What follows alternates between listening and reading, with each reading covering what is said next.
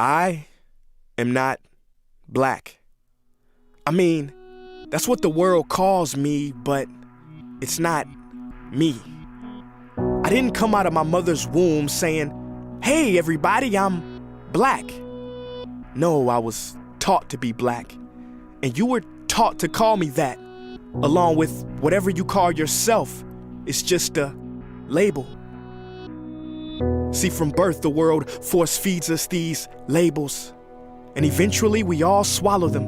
We digest and accept the labels, never ever doubting them. But there's one problem. Labels are not you, and labels are not me. Labels are just labels.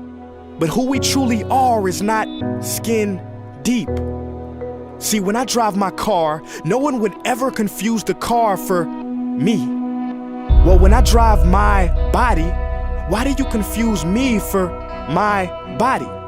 It's my body. Get it? Not me. Let me break it down. See, our bodies are just cars that we operate and drive around.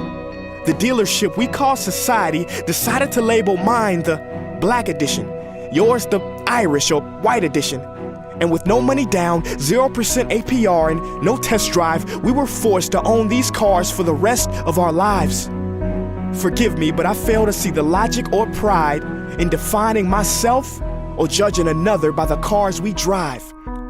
Because who we truly are is found inside.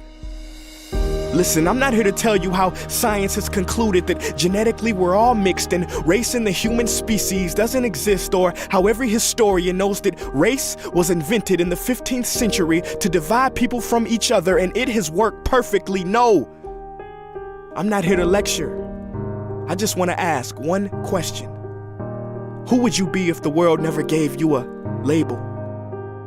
Never gave you a box to check? Would you be white, black, Mexican, Asian, Native American, Middle Eastern, Indian? No, we would be one. We would be together.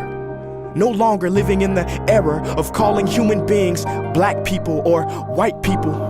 These labels that will forever blind us from seeing a person for who they are, but instead seeing them through the judgmental, prejudicial, artificial filters of who we think they are. And when you let an artificial label define yourself, then my friend, you have chosen smallness over greatness and minimized yourself, confined and divided yourself from others. And it is an undeniable fact that where there is division, there will be conflict, and conflict starts wars. Therefore, every war has started over labels. It's always us versus them. So the answer to war, racism, sexism, and every other ism is so simple that every politician has missed it. It's the labels. We must rip them off. Isn't it funny how no baby is born racist, yet every baby cries when they hear the cries of another, no matter the gender, culture, or color, proving that deep down we were meant to connect and care for each other.